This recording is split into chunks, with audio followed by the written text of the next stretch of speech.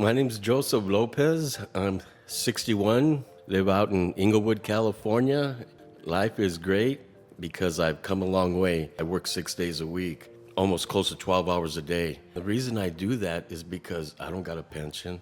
I don't got retirement. I don't got a 401k. I'm so busy sometimes it feels like playing catch up to things that you lost and never get back. And with me, it's years. I could actually remember being like 4 years old, smoking cigarettes underneath the house of my brother. I could actually remember getting arrested for shoplifting at 7 years old. I could remember being arrested when I was 11 years old for breaking into a high school. By the time I was 13, I started smoking weed and drinking. By the time I was 14, I was stealing cars, doing burglaries. By the time I was 15, I was doing armed robbery, shooting heroin. By the time I was 16, I started doing state time. And for the next 20 years, I spent at least 14 out of those 20 years in prison. When you were a kid and you started going down this path, what was the draw? What was the allure? My mom divorced my dad, remarried. That's an excuse. I just had probably a selfishness, and I didn't have a whole lot of respect for people in their property. Don't get me wrong, I wasn't a cold-hearted person. I always wanted the easy way out. When my dad divorced my mom, I never really knew how close he lived, about half hours away. I didn't see him for the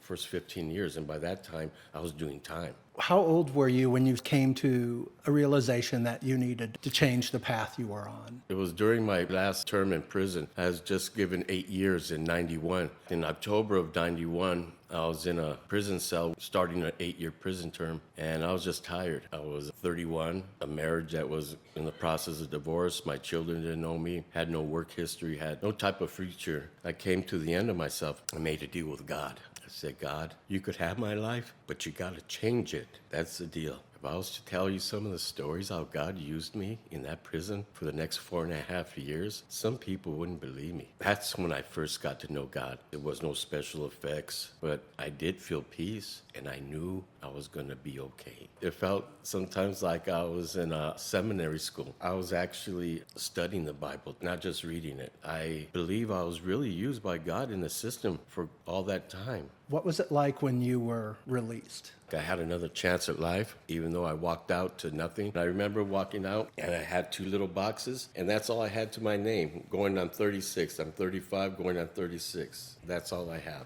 Where'd you go? Home.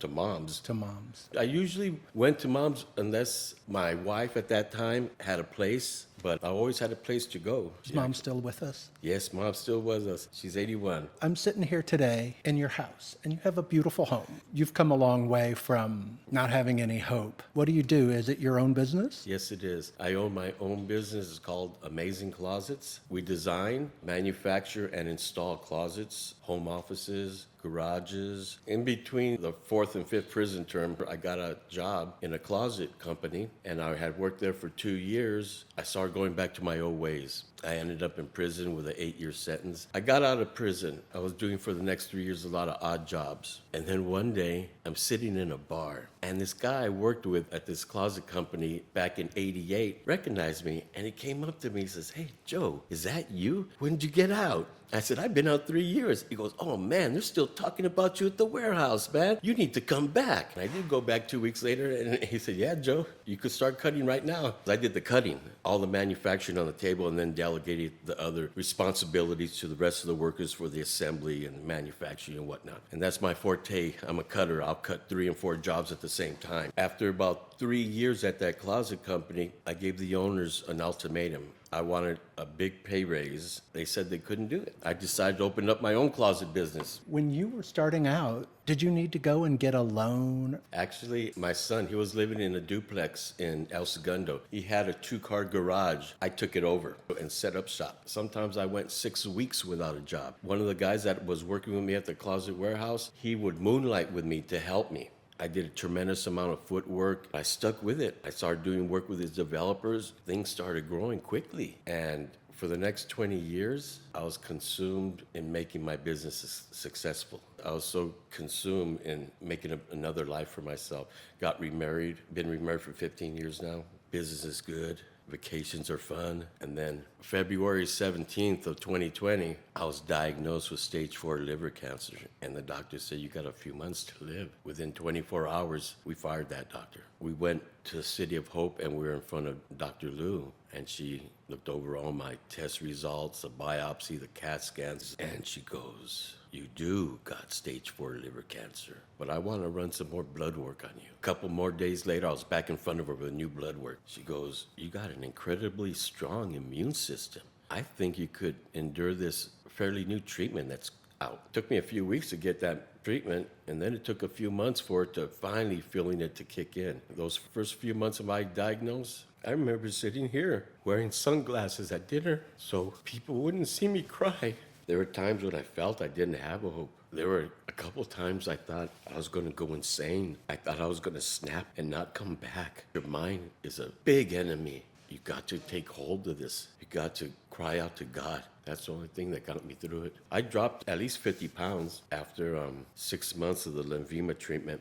I started feeling pain again. Dr. Lou said, you know what? It stopped working, but I got another treatment. And wow, this infusion that they're giving me, my cancer has shrunk about 70%. My liver is regenerating itself. Oh, wow. And that's why I think she finally said, it's a miracle, Joe. This doesn't happen. Because I used to say, by the end of the year, it'll be gone. And she goes, Joe, this is a very aggressive tumor. It's not just going to walk away, but we're monitoring you. You're doing good. But she didn't want to say it. She knew about the progress and the good report. And she finally said, Joe, it's a miracle.